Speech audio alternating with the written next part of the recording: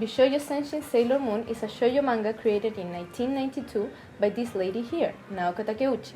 The manga is actually a sequel of a previous manga, but with a more solid plot, more characters, and like 10 times better. The success of the manga was almost instant, and soon it was animated into an anime called Sailor Moon, which was translated into 42 languages and shown in 80 countries. Even though the anime was also an undeniable success, when it comes to comparison between the original work and the anime, the changes made, like the partial exclusion of secondary characters, may not affect the general plotline, but diminish the depth of the story and its characters.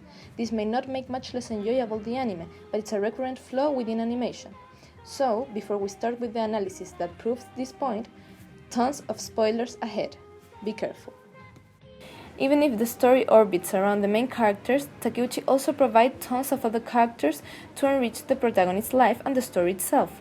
But there are tons of them that are used only as background characters in the anime, unlike in the manga, like the 4 Heavenly Kings, also known for the mortal anime heads as Queen Beryl's generals. In the anime, these 4 are pawns of the first big enemy of the Sailor Senshin, Queen Beryl, and their story was limited to being that, enemies.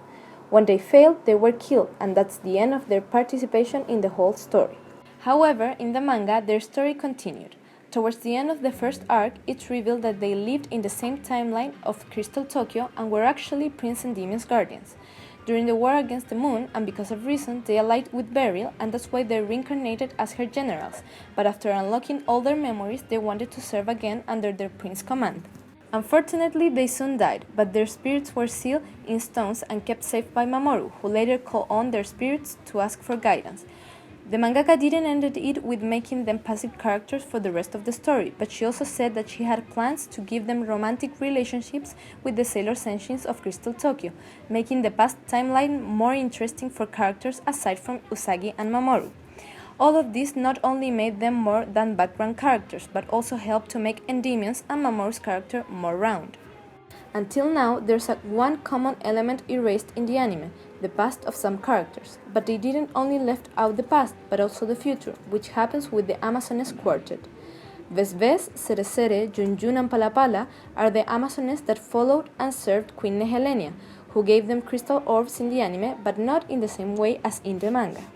In the anime, they were young girls that didn't want to grow up. In other words, girls with a severe Peter Pan complex. The orbs gave them eternal youth, so as agreed, they looked for the dream mirror where Pegasus was hidden to take the golden crystal for the queen. In the end, after being betrayed by Zirconia and giving the crystal to Sailor Moon instead of Nehelenia, they simply left, no more and no less. Their role in the manga was far from the one they had in the anime. Starting as enemies, they fought the inner Senshins, taking advantage of their inability to transform.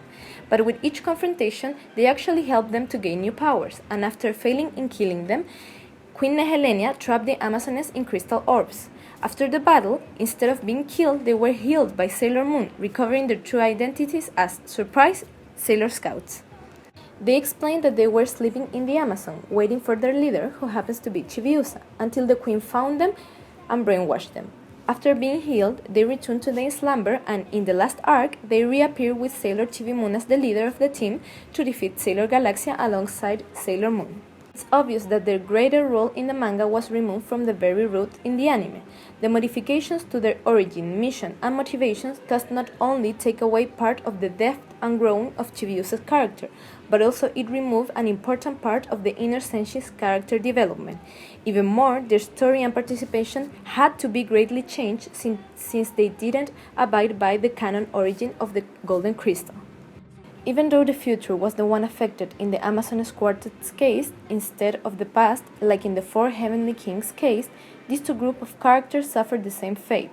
They were treated simply like background characters, flat, storyless, and disposable once their role as villains was done.